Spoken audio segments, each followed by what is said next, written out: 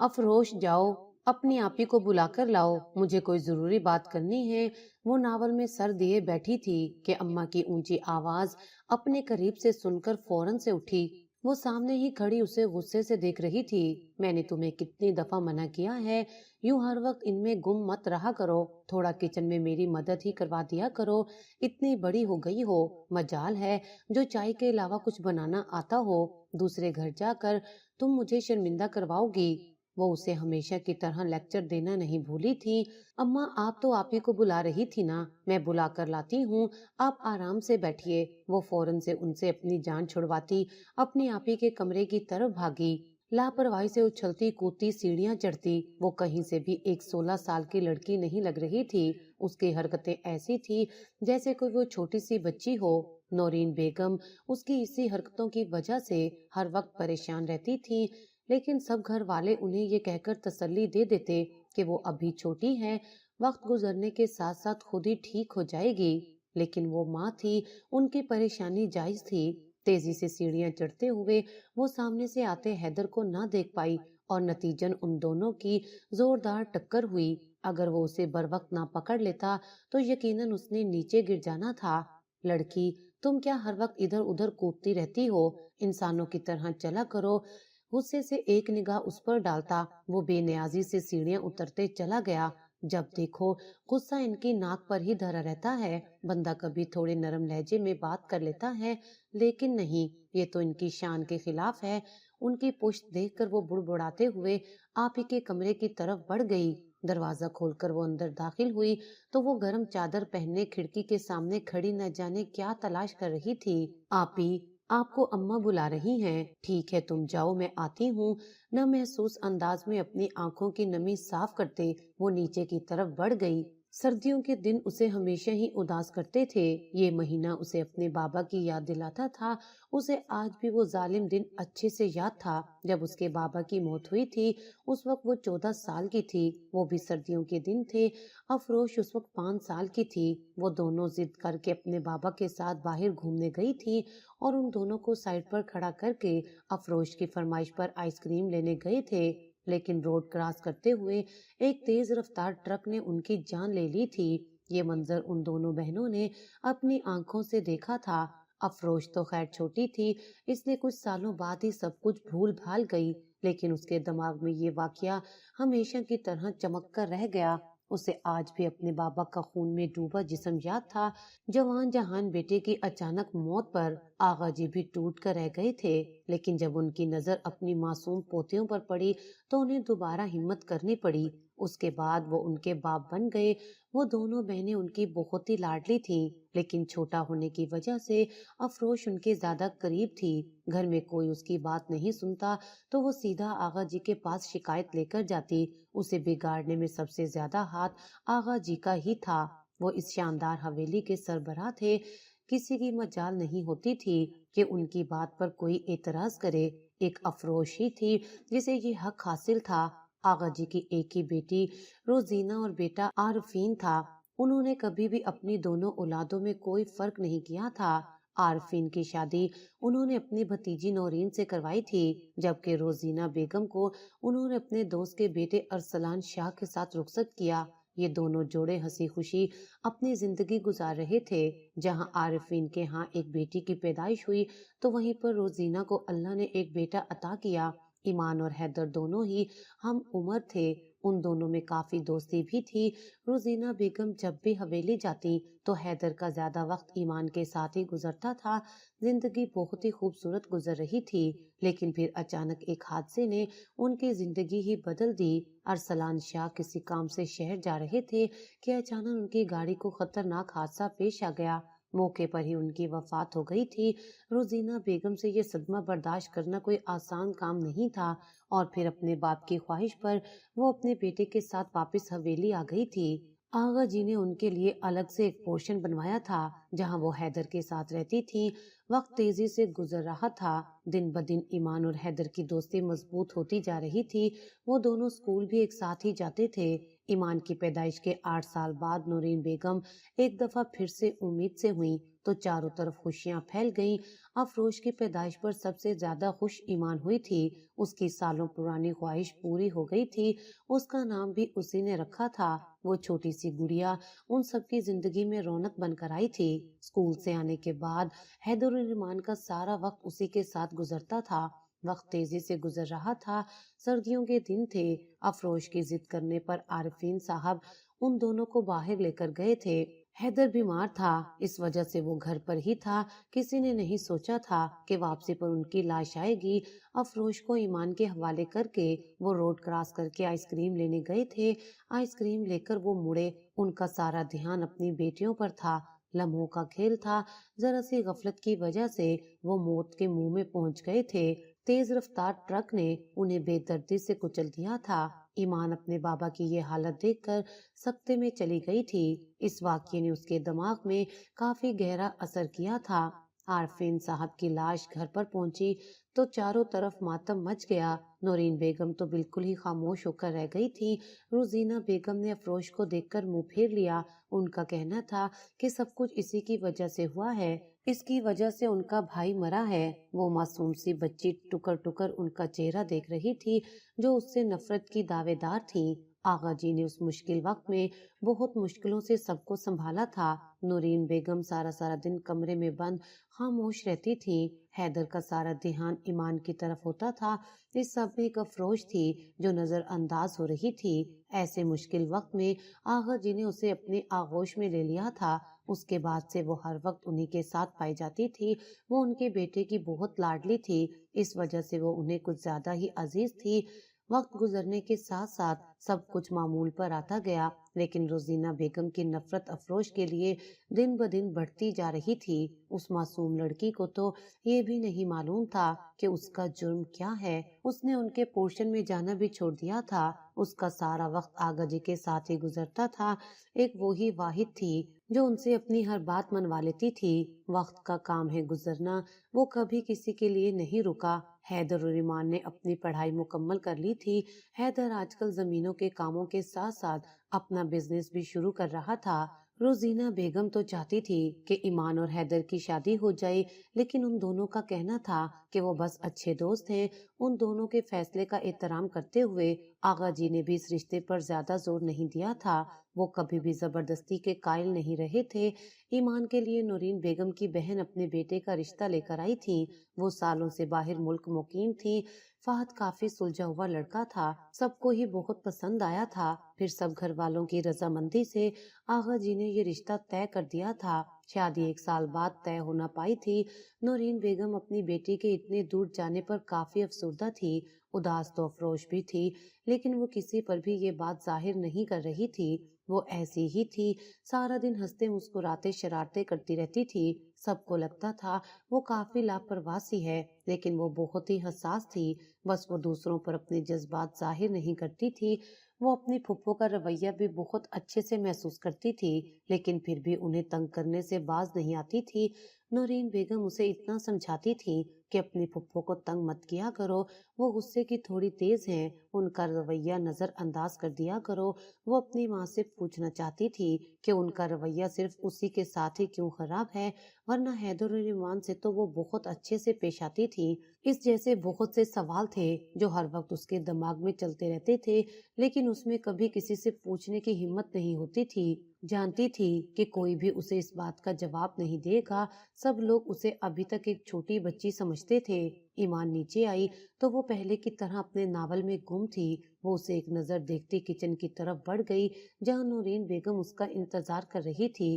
अम्मा, आपने मुझे बुलाया था? वो एक नजर उनके मसरूफ चेहरे पर डालते हुए बोली।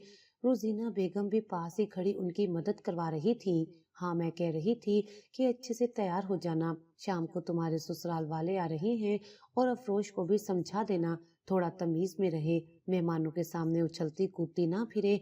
एक तो मैं इस लड़की से इतना तंग हूँ, मेरी कोई बात सुनती भी नहीं है। हर वक्त इसकी वजह से मैं परेशान रहती हूँ। पता नहीं दूसरे घर जाकर क्या करेगी। अम्मा, आप क्यों परेशान होती हैं? अभी वो छोटी है, वक्त गुजरने के साथ साथ ठीक हो जाएगी। वो उनकी हमेशा की परेशानी सुनकर उन्हें तसल्ली देते हुए बोली। भाभी, मैं तो कहती हूँ कि ईमान के साथ साथ इसे भी रुखसत कर दें। वैसे भी बेटियों की वक्त से शादी हो जाए तो अच्छा होता है। रोजीना बेगम हमेशा की तरह उसके जिक्र पर तलखी से बोली, फुफ्फो, आप कैसी बातें कर रही हैं? वो तो अभी छोटी है, उसकी पढ़ने की उम्र है, उसे एक अच्छा डॉक्टर बनना है, उसके बाद ही हम उसकी शादी का सोचेंगे। ईमान उनकी बात सुनकर मुस्कुराते हुए बोली, उसकी ख्वाहिश थी कि अफरोज डॉक्टर बने। अपनी बहन की ख्वाहिश को पूरा करने के लिए वो काफी मेहनत कर रही थी। वो हमेशा से पढ़ाई में काफी तेज रही थी। वो हैदर और ईमान की निस्बत ज्यादा ज़हीन थी। छोटी छोटी बातों को फौरन से ही नोट कर लेती थी। अपने बाप की अपनी आंखों के सामने मौत देखकर ईमान की ख्वाहिश थी कि वो डॉक्टर बने, लेकिन अच्छे नंबर न आने की वजह से उसका मेडिकल में एडमिशन नहीं हो पाया था। उस दिन वो बहुत रोई भी थी। जब अफरोश ने अपनी बहन को यूं रोते देखा तो वो बेसाख्ता ही उससे पूछ बैठी, ईमान अपनी मासूम बहन का चेहरा देखकर उससे डॉक्टर बनने की फरमाइश कर बैठी थी। उस दिन अफरोश ने खुद से वादा किया था कि वो हर हाल में डॉक्टर बनेगी, और अपने इसी वादे का पास रखते हुए वो दिन रात मेहनत कर रही थी। अभी वो कॉलेज के सेकंड ईयर में थी। पढ़ाई के अलावा उसका सारा वक्त नॉवल पढ़ने में गुजरता था। उसे तारीखी नॉवल पढ़ना बहुत पसंद था। आगा जी की सारी लाइब्रेरी किताबों से भरी हुई थी। वो खुद भी किताबें पढ़ने के बहुत शौकीन थे और उनका यही शौक आरफीन में भी मुंतकिल हुआ था। हैदर और ईमान किताबें पढ़ने के इतने शौकीन नहीं थे। उन दोनों की सारी कसर अफरोज पूरी कर रही थी। किताबें पढ़ते हुए उसे इस बात का बिल्कुल होश नहीं होता था। नौरीन बेगम उसकी इस आदत से बहुत तंग थी। उनका कहना था कि अब उसे किचन के काम सीखने चाहिए, लेकिन हमेशा ही उसे आगा जी ये कहकर बचा लेते कि वो अभी छोटी है। चाय बनाना भी उसने सिर्फ आगा जी के लिए ही सीखा था।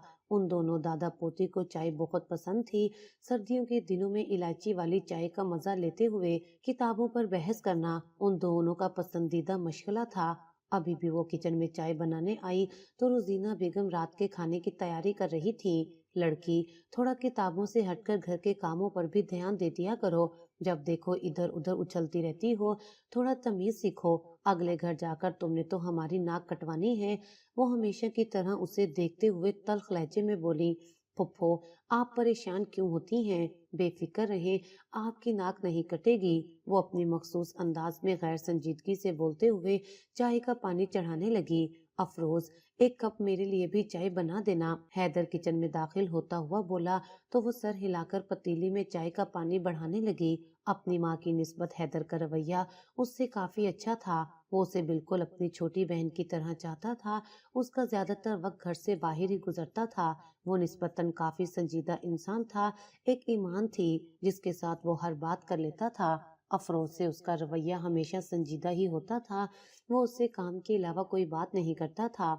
अभी भी एक नजर उसे देखता चाय का बोलकर वो वापस अपने कमरे की तरफ मुड़ गया था। दोनों पोर्शन अलग होने के बावजूद फुफ्फो का ज्यादा वक्त यहीं पर गुजरता था। चाय बनाकर वो जल्दी से लेकर हैदर के कमरे की तरफ बढ़ गई। वो जानती थी कि उसे किसी चीज में देर करना बिल्कुल भी पसंद नहीं था। दरवाजा बजाकर वो अंदर दाखिल हुई तो वो मसरूफ सा फाइलों में सर दिए बैठा था। उसकी पर्सनैलिटी बहुत जबरदस्त थी। शलवार कमीज के ऊपर गर्म चादर पहने वो बहुत खूबसूरत लग रहा था। अफरोश एक नजर उसको देखती तेजी से आगे बढ़ी। हैदर भाई, आपकी चाय कहाँ पर रखूं? एक नजर टेबल पर डालते हुए वो बोली, जहाँ पर चारों तरफ कागज बिखरे पड़े थे। मुझे पकड़ा दो। वो बगैर उसकी जानिब देखे हाथ बढ़ाता हुआ बोला। वो तेजी से चाय उसे पकड़ा कर हाथ पीछे कर गई, ये देखे बगैर कि हैदर ने उसे पकड़ा भी है या नहीं। चाय फाइलों पर गिरी थी। चाय के कुछ छींटे हैदर के कपड़ों पर भी गिरे थे। वो बहुत नफीस इंसान था। जरा सी भी गंदगी उसे पसंद नहीं थी। पागल लड़की, ये क्या किया तुमने? तुमसे तो कोई काम कहना ही फजूल है। सारा काम खराब कर दिया। अम्मा सही कहती हैं कि तुम्हारा कुछ नहीं हो सकता। वो गुस्से से उसका चेहरा देखते हुए ऊंची आवाज में बोला। अफरोश ने जिंदगी में पहली बार उसकी इतनी ऊंची आवाज सुनी थी। मैंने जानबूझकर नहीं किया, गलती से हो गया। वो बामुश्किल अपने आंसू रोकते हुए उसकी जानिब देखते हुए बोली, मैंने तुमसे पूछा कि तुमने जानबूझकर किया है या गलती से? फौरन से अपनी शक्ल गुम करो। हैदर उसकी बात सुनकर और ज्यादा गुस्से से बोला। दरवाजा खुला होने की वजह से उसकी आवाज आसानी से बाहर जा रही थी। उसकी ऊंची आवाज सुनकर आगा जी तेजी से कमरे में दाखिल हुए और सामने का मंजर देखकर एक लम्हे को उनके कदम वहीं पर रुक गए। अपनी लाडली पोती को यूं रोता देखकर उन्हें काफी तकलीफ हुई थी। वो तेजी से उसकी जानिब बढ़ते उसे अपने सीने से लगा गए। हैदर शाह, हमने आज तक अपनी पोती से ऊंची आवाज में बात नहीं की, तो तुम्हारी हिम्मत कैसे हुई इसकी आंखों में आंसू लाने की? वो बगैर कोई लिहाज किए उसे डांटते हुए बोले। आगा जी, आप देख नहीं रहे इसने क्या किया है? मेरी घंटों की मेहनत लम्हों में बर्बाद कर दी। जबकि वो कह रही है कि गलती से हुआ है, तो फिर तुम्हें समझ लेना चाहिए कि गलती हुई है। कौन सा उसने जानबूझकर किया है? अगर तुम गुस्सा करने की बजाय इस मसले को सुकून से हल करो तो ज्यादा अच्छा होगा। आगा जी की बात सुनकर वो बामुश्किल अपना गुस्सा जब्त करता खामोश हो गया था। जानता था कि वो अफरोज के बारे में किसी की कोई बात नहीं सुनते। एक सख्त नजर उनके सीने से लगी अफरोज पर डालकर वो अपनी चीजें संभालने लगा, जबकि आगा जी उसे अपने साथ लगाए बाहर की जानिब बढ़ गए। आज इतने अरसे बाद उन्होंने उसकी आंखों में आंसू देखे थे और ये उनके लिए बहुत तकलीफ दे बात थी। अपने बेटे की वफात के बाद उन्होंने खुद से वादा किया था कि वो हमेशा इसका ख्याल रखेंगे। उन्होंने तो कभी खुद भी उससे ऊंची आवाज में बात नहीं की थी, ना ही अफरोज ने उन्हें कभी ये मौका दिया था। लेकिन पहली बार हैदर का ये रवैया देखकर वो काफी परेशान हो गए थे। उन्हें अपने होनहार नवासे से इस चीज की उम्मीद नहीं थी। आगा जी, मैंने जानबूझकर नहीं किया, वो सब गलती से हो गया। वो उनके सीने से लगे रोते हुए उन्हें वजाहत दे रही थी। मैं जानता हूँ मेरा बच्चा कोई गलती नहीं कर सकता। मैं उस हैदर का भी सही से दिमाग ठीक करता हूँ। उसकी हिम्मत कैसे हुई मेरी पोती से ऊंची आवाज में बात करने की? चलो अब जल्दी से अपने आंसू साफ करो। जानती हो ना कि मुझे कितनी तकलीफ होती है। वो बेबसी से उसको देखते हुए बोले। आगा जी, मैं नहीं रो रही, ये तो खुद ब खुद निकल रहे हैं। वो मासूमियत से उनको देखते हुए बोली तो वो शफकत से उसका सर चूम गए। चलो तुम जल्दी से कोई किताब निकालो, मैं तब तक ईमान को चाय का बोलकर आता हूँ। वो प्यार से उसके सर पर हाथ रखते हुए माहिर की तरफ बढ़ गए। इस उम्र में भी वो काफी फिट थे। उन्हें देखकर नहीं लगता था कि वो इतने बूढ़े हैं। उनके जाने के बाद वो अपनी पसंद की किताब निकालकर पढ़ने लगी। 15 मिनट बाद उनकी वापसी हुई तो साथ में ईमान भी थी। थोड़ी देर बाद ही वो दोनों चाय की चुस्कियां लेते हुए अपनी बातों में मसरूफ थे। वैसे तुम्हारे पेपरों की तैयारी कैसी चल रही है? आगे तुमने सोचा है कि कौन से कॉलेज में एडमिशन लोगी? वो चाय का कप नीचे रखते हुए उसकी जानिब देखते हुए बोले। जी, मेरी तैयारी बहुत अच्छी चल रही है, लेकिन मुझे समझ नहीं आ रहा आगे कौन से कॉलेज में एडमिशन लूं। आप ही बताइए, मुझे तो सारे ही अच्छे लग रहे हैं। वो मासूम सा चेहरा बनाए उनकी जानिब देखते हुए बोली। आगा जी पिछले हफ्ते ही कुछ मेडिकल कॉलेज देखकर आए थे। वो चाहते थे कि वो उनमें से कोई एक को सिलेक्ट करे, लेकिन उसे सारे ही अच्छे लग रहे थे। उसने हमेशा की तरह ये फैसला भी आगा जी के कंधों पर डाल दिया था। ठीक है, तुम अच्छे से पेपर दो, फिर उसके बाद हम देखेंगे कि तुम्हारे लिए कौन सा कॉलेज अच्छा है। थोड़ी देर बाद वो कुछ सोचते हुए बोले। अफरोज के पेपर शुरू हुए तो वो सारा दिन कमरे में बंद अपनी पढ़ाई में मसरूफ रहती। ईमानी उसके खाने पीने का ध्यान रख रही थी। जानती जो थी कि पढ़ाई की टेंशन में वो खाना पीना भी भूल जाती है। आज उसका आखिरी पेपर था। वो तैयार होकर नीचे आई तो आगा जी ने हैदर को उसे कॉलेज छोड़ने को बोला। उस दिन के बाद से उन दोनों का आमना सामना हुआ था। आगा जी की बात सुनकर वो खामोशी से अपनी चीजें संभालती बाहर की तरफ बढ़ गई और खामोशी से जाकर पिछली सीट पर बैठ गई। हैदर ने उसकी ये हरकत बामुश्किल बर्दाश्त की थी। वो जानता था कि उसे कुछ भी कहना फजूल है। उसकी जिद से अच्छी तरह वाकिफ जो था। गाड़ी में गहरी खामोशी छाई हुई थी। वो खामोशी से बाहर का मंजर देखती सोचों में गुम थी। गाड़ी एक झटके से कॉलेज के सामने रुकी तो वो बगैर कुछ कहे तेजी से उतरकर अंदर की जानिब बढ़ गई। उसने एक दफा भी हैदर की जानिब देखना गवारा नहीं किया था। उसके उतरते ही वो तेजी से गाड़ी आगे बढ़ा गया। पेपर देखकर वो बाहर आई तो थोड़ी देर बाद ही हैदर उसे लेने आ गया था। आज ड्राइवर छुट्टी पर था, इसलिए उसे लाने और छोड़ने की जिम्मेदारी आज हैदर के जिम्मे थी। वापसी के वक्त भी गाड़ी में खामोशी छाई हुई थी। वो घर पहुंची तो खाना खाकर वो सीधा सोने के लिए चली गई थी। शाम तक उसे किसी ने भी तंग नहीं किया था। असर की नमाज पढ़कर वो बाहर आई तो सारे घर वाले लाउंज में बैठे बातों में मसरूफ थे। आगा जी अभी तक वापस नहीं आए थे। ईमान से पूछने पर पता चला कि आज उन्होंने वहीं पर रुकना था। वो खामोशी से बैठी बाकी सबको देख रही थी। वो वहां पर काफी बोरियत महसूस कर रही थी। थोड़ी देर बाद ही वो वहां से उठी, आगा जी की लाइब्रेरी की तरफ बढ़ गई। उसका यूं खामोशी से उठकर जाना हैदर ने बहुत शिद्दत से नोट किया था। न जाने क्यों उसका यूं सबके दरमियान से उठकर जाना उसे पसंद नहीं आया था। आगा जी की वापसी अगले दिन शाम के वक्त हुई थी।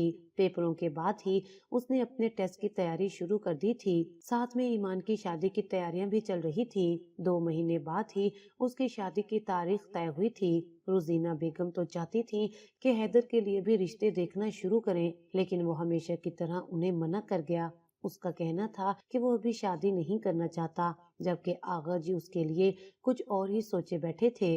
वो जानते थे कि रोजीना बेगम कभी भी इस बात पर राजी नहीं होंगी, लेकिन उन्हें अच्छे से पता था कि अपनी बेटी को कैसे मनाना है।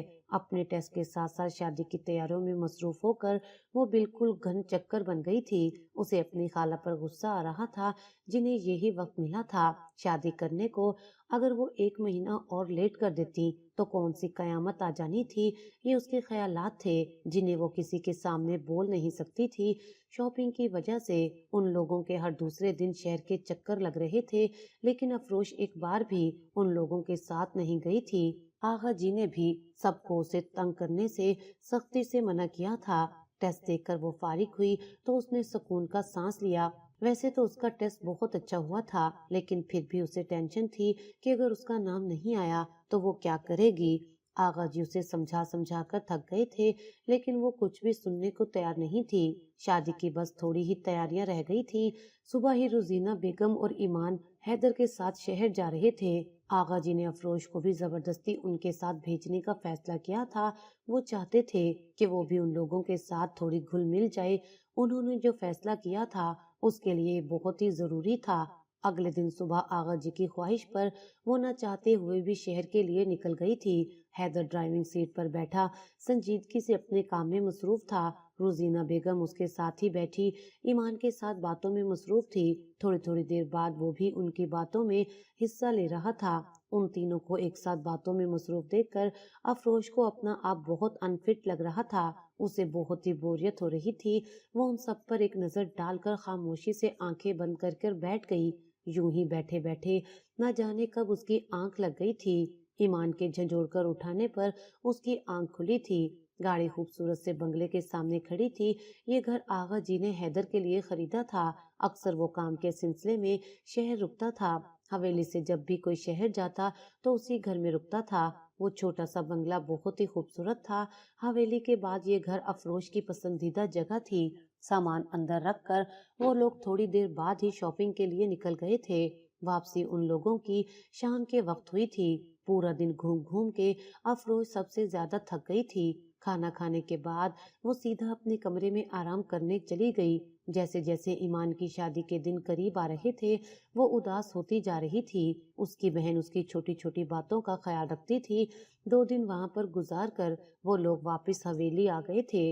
वो जब से आई थी आगा जी को पुरजोश से अपनी शॉपिंग के बारे में बता रही थी। वो खामोशी से मुस्कुराते हुए उसकी बातें सुन रहे थे। खाना लगने की इत्ला पर वो दोनों बाहर की तरफ बढ़ गए। खाना पुरसकून माहौल में खाया गया था। हैदर, खाने के बाद मेरे कमरे में आना, मुझे तुमसे जरूरी बात करनी है। रोजीना बेगम, तुम भी आना, तुम्हारा वहाँ पर होना जरूरी है।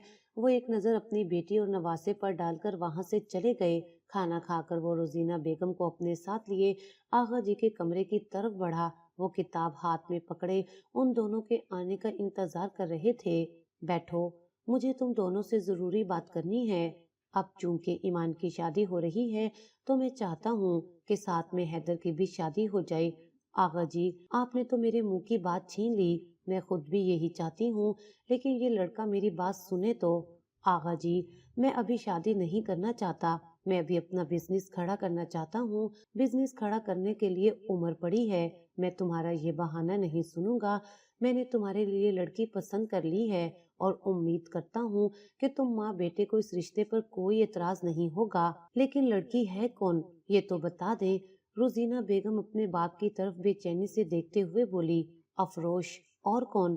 तुम्हारे सामने ही पली बड़ी है, बहुत ही फर्मा बरदार बच्ची है। उन्होंने तो रोजीना बेगम पर धमाका ही किया था। आगा जी, आपने सोच भी कैसे लिया कि मैं अपने भाई की कातिल को अपनी बहू बनाऊंगी? अगले ही लम्हे वो गुस्से से चीखते हुए बोली, तुम शायद ये बात भूल रही हो कि आरफीन उसका भी कुछ लगता था, बल्कि वो उसे तुमसे ज्यादा लाडली थी। मुझे तुमसे ये उम्मीद नहीं थी। इतने सालों से तुम अपने दिल में उसके लिए नफरत लिए बैठी हो। तुम मुझे बताओ कि इस सब में उसका क्या कसूर था? दोबारा मैं तुम्हारे मुंह से अपनी पोती के लिए ऐसे अल्फाज मत सुनूं, वरना मैं भूल जाऊंगा कि तुम मेरी कुछ लगती हो। आगा जी का इतना सख्त लहजा देखकर वो एक लम्हे को खामोश रह गई। बरखुरदार, अगर तुम्हें भी इस रिश्ते पर कोई एतराज है तो सीधा मना कर दो। मेरी पोती को रिश्तों की कोई कमी नहीं है। वो एक नाराजगी भरी नजर हैदर के चेहरे पर डालते हुए बोले, आगा जी, मुझे इस रिश्ते से कोई एतराज नहीं है। मुझे पता है आप जो भी फैसला करेंगे वो हमारे लिए बेहतर होगा। वो मोहब्बत से उनके हाथ पकड़ता हुआ बोला तो आगा जी का सीना फखर से चौड़ा हो गया। उन्हें अपने नवासे से यही उम्मीद थी। थोड़ी देर बाद ही वो रोजीना बेगम को लिए उनके कमरे की तरफ बढ़ गया। ये वो ही जानता था कि उसने उन्हें इस रिश्ते के लिए कैसे राजी किया था। उस दिन के बाद से उनके रवैये में एक मिस्बत तब्दीली आई थी। वो अब अफरोश को कुछ भी नहीं बोलती थी। उनका रवैया आहिस्ता आहिस्ता उसके साथ ठीक हो रहा था। आगा जी ने ये सब देखकर सुकून का सांस लिया, वरना वो अपनी लाडली पोती के लिए काफी परेशान थे। अफरोश को इस रिश्ते के बारे में अभी तक कुछ भी नहीं पता था। आगा जी की हिदायत पर नौरीन बेगम और रोजीना बेगम साथ साथ उन दोनों की शादी की तैयारियों में भी मसरूफ थी। आज अफरोश बहुत खुश थी। सुबह ही उसका एंट्री टेस्ट का रिजल्ट आया था और उसकी तवक्का के मुताबिक वो पास हो गई थी। उसने ये खुशी की खबर सबसे पहले आगा जी को बताई थी। अपनी पोती के चेहरे पर खुशी देखकर उनका दिल पुरसुकून हो गया था। अफरोश बेटा, मैंने तुम्हारे लिए एक फैसला किया है। थोड़ी देर बाद वो कुछ सोचते हुए बोले, अब चूंकि तुम्हारा मेडिकल कॉलेज में एडमिशन हो गया है तो तुम्हें पढ़ाई के लिए शहर में ही रुकना पड़ेगा, और मैं चाहता हूँ कि तुम हॉस्टल में नहीं रहो। ईमान के साथ साथ मैंने तुम्हारी शादी करने का भी फैसला किया है। लेकिन आगा जान, इतनी जल्दी? अभी तो मैंने अपनी पढ़ाई भी मुकम्मल नहीं की। बेफिक्र रहो, हैदर तुम्हें आगे पढ़ने से रोकेगा नहीं। वो एक नजर उसके चेहरे पर डालते हुए बोले, आपका मतलब है हैदर भाई? वो बेयकीनी से उनकी जानिब देखते हुए बोली, वो जानते थे कि उसका कुछ ऐसा ही रद्द अमल आएगा। हाँ, मैंने तुम्हारा रिश्ता हैदर से तय कर दिया है। तुम्हारी फुप्पो को भी उस पर कोई एतराज नहीं है। वो अब तुम्हारे साथ कभी भी गलत रवैया नहीं रखेंगी। मैं जानता हूँ कि तुम्हारे दिमाग में उस रिश्ते को लेकर बहुत से सवालात हैं, लेकिन मैं चाहता हूँ कि तुम सारी जिंदगी मेरी नजरों के सामने रहो और बेफिक्र रहो। अगर हैदर ने तुम्हें कुछ भी कहा तो मैं उसके कान खींचूंगा। आगा जी के प्यार से समझाने पर वो खामोश हो गई थी। उसे समझ नहीं आ रही थी कि वो क्या करे। सारी जिंदगी वो उसे बड़े भाई की हैसियत से देखती आई थी और अब अचानक ही उन दोनों की शादी हो रही थी। जैसे जैसे शादी के दिन करीब आ रहे थे उसकी घबराहट बढ़ती जा रही थी। और फिर वो दिन भी आन पहुंचा जब वो उसके कमरे में बैठी खामोशी से उसका इंतजार कर रही थी। बैठे बैठे उसकी कमर में दर्द हो गया था। थोड़ी देर और इंतजार करने के बाद जब वो नहीं आया तो वो चेंज करने ड्रेसिंग रूम की तरफ बढ़ गई। वो चेंज करके बाहर आई तो उसी वक्त हैदर भी दरवाजा खोलकर तेजी से कमरे में दाखिल हुआ, लेकिन उसे सादा हुलिये में देखकर उसे गुस्सा आ गया। ये तुमने किसकी इजाजत से चेंज किया है? वो सख्ती से उसका बाजू पकड़ता हुआ बोला। हैदर भाई, मेरा हाथ छोड़े, मुझे दर्द हो रहा है।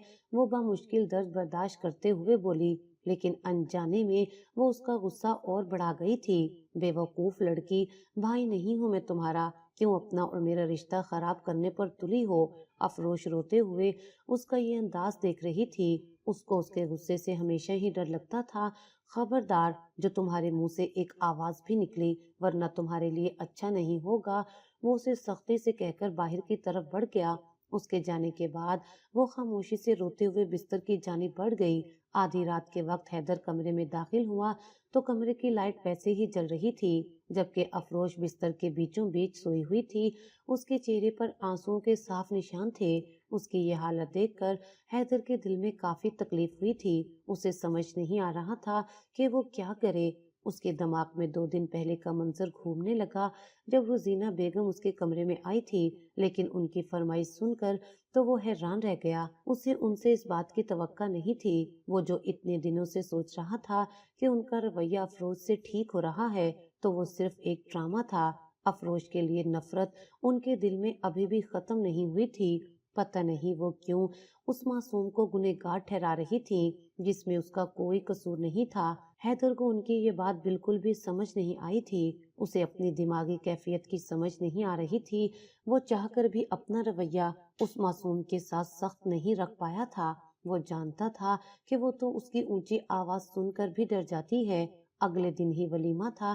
سارے کاموں سے فارغ ہو کر وہ کمرے میں آیا تو افروش کہیں بھی نہیں تھی۔ اس کی غیر موجودگی کا احساس ہوتے ہی وہ ایک لمحے کو ڈر گیا اور پھر کچھ سوچتے ہوئے اپنی ماں کے کمرے کی جانب بڑھ گیا۔ دروازہ ہلکا سا کھلا ہوا تھا۔ اس سے پہلے کہ وہ اندر قدم رکھتا کہ اندر کا منظر دیکھ کر وہ وہیں پر رک گیا۔ پھپھو، مجھے اپنے پاس سلا لیں، میں حیدر بھائی کے ساتھ کمرے میں نہیں رہوں گی، وہ روزینہ بیگم کے گلے لگے روتے ہوئے بول رہی تھی۔ ٹھیک ہے، میں اسے سمجھا دوں گی، وہ تمہیں کچھ نہیں کہے گا، تم رو مت، چلو تمہیں تمہارے کمرے میں چھوڑ کر آتی ہوں۔ اس طرح کسی نے تمہیں یہاں پر دیکھ لیا تو کیا سوچے گا؟ جانتی ہو نا کہ مہمان ابھی بھی حویلی میں موجود ہیں۔ وہ اسے اپنے ساتھ لگاتے ہوئے دروازے کی طرف بڑھ گئی، جبکہ حیدر انہیں باہر آتا دیکھ کر تیزی سے سائڈ پر ہو گیا۔ وہ اس پاگل لڑکی کو یہ نہیں بتا سکتا تھا کہ جن کے گلے لگ کر وہ رو رہی ہے، یہ سب انہی کی خواہش پر ہو رہا ہے۔ روزینہ بیگم اسے کمرے میں چھوڑ کر باہر آئی تو وہ وہیں پر کھڑا تھا۔ تم سے اپنی بیوی نہیں سنبھالی جاتی، میں نے تمہیں کہا تھا کہ اس کے ساتھ سختی سے پیش آؤ، اب وہ دوبارہ بھاگ کر میرے پاس آئی تو اچھا نہیں ہوگا۔ چاہے تم اس کی چمڑی ادھیڑ دو لیکن وہ لڑکی دوبارہ میرے پاس نہ آئے۔ وہ نفرت سے بولتی ہوئی جا چکی تھی۔ ان کے جانے کے بعد وہ بے بسی سے ایک نظر ان کی پشت پر ڈالتا کمرے میں داخل ہوا، لیکن اگلا منظر دیکھ کر ہی اس کے قدم وہیں پر رک گئے۔ وہ سجدے میں گڑ گڑاتے ہوئے اللہ سے دعا مانگ رہی تھی۔ حیدر نے آج سے پہلے کسی کو یوں نماز میں روتے نہیں دیکھا تھا۔ افروش کو اس طرح دیکھ کر اس کے دل کی کیفیت عجیب ہو رہی تھی، اور پھر لمحوں میں وہ ایک فیصلہ کرتا ہوا تیزی سے اندر کی طرف بڑھا۔ اس نے سوچ لیا تھا کہ وہ اپنی ماں کی باتوں میں آ کر اس کے ساتھ ظلم نہیں کرے گا۔ آغا جی نے اس پر بھروسہ کر کے اسے اپنی لاڈلی پوتی کا ہاتھ تھمایا تھا، وہ ان کا اعتبار توڑ نہیں سکتا تھا۔ افروش کی کلاسز شروع ہوئی تو حیدر اسے اپنے ساتھ لے کر شہر شفٹ ہو گیا۔ آغا جی سے ان دونوں کی روزانہ ہی بات ہوتی تھی۔ افروش کے جانے کے بعد یوں لگتا تھا جیسے گھر سے ساری رونق ختم ہو گئی ہو۔ روزینہ بیگم پورا دن حویلی میں بکھلائی پھرتی رہتی تھی۔ انہیں اب احساس ہو رہا تھا کہ وہ معصوم لڑکی ہر وقت اپنی شرارتوں کی وجہ سے چاروں طرف رونق لگائے رکھتی تھی۔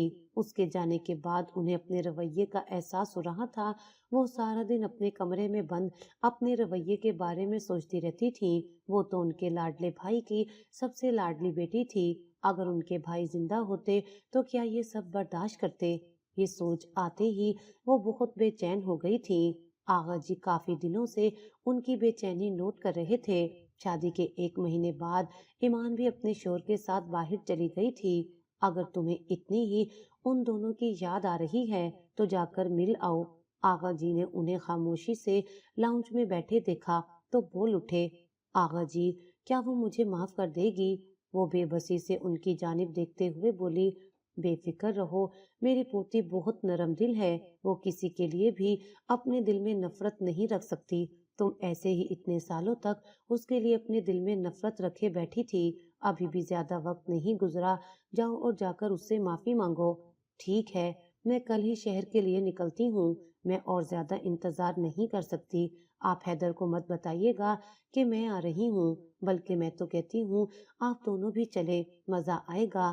नौरीन बेगम को लाउंज में आता देखकर वो बोली, हाँ मैं भी इतने दिनों से यही सोच रही थी। बच्चों के जाने के बाद घर से रौनक ही चली गई है। वो अपनी नम आंखें साफ करते हुए उनकी हाँ में हाँ मिलाते हुए बोली, ठीक है, तुम लोग तैयारी कर लो, हम लोग सुबह सवेरे ही निकल जाएंगे। मुझे भी अपने बच्चों की बहुत याद आ रही है। सोच रहा हूँ कि कुछ दिन वहीं पर गुजार कर आएं। आज छुट्टी का दिन था। वो फ्रेश होकर नीचे आई तो हैदर किचन में नाश्ते की तैयारियों में मसरूफ था। वैसे तो घर के कामकाज के लिए मुलाजमा थी, लेकिन छुट्टी वाले दिन नाश्ता हैदर खुद ही बनाता था। उसने अफरोज के ऊपर कोई भी जिम्मेदारी नहीं डाली थी। वो चाहता था कि वो अच्छे से अपनी पढ़ाई पर तवज्जो दे। वो अब उससे डरती भी नहीं थी और इसमें ज्यादा हाथ हैदर का ही था। वो उसके साथ अपना रवैया बहुत ही नरम रखता था। वो जानता था कि आगा जान ने कभी भी उसके साथ सख्ती नहीं की। अभी भी वो तेजी से हाथ चलाते हुए काम में मसरूफ था, जबकि वो खामोशी से टेबल पर बैठी नाश्ते का इंतजार कर रही थी। बेल बजने की आवाज पर वो दोनों ही चौंक गए थे। तुम यहीं पर बैठो, मैं देखता हूँ। अफरोज को उठता देखकर वो तेजी से उसे बैठने का इशारा करते हुए दरवाजा खोलने चला गया। सामने ही सारे घर वालों को देखकर वो खुश होने के साथ साथ हैरान भी हुआ था। आगा जी एक नजर उसको देखते अपनी मुस्कुराहट दबाते अंदर की तरफ बढ़ गए। थोड़ी देर बाद ही वो सब लाउंज में बैठे बातों में मसरूफ थे। आगा जी मुस्कुराते हुए अपने बच्चों को देख रहे थे।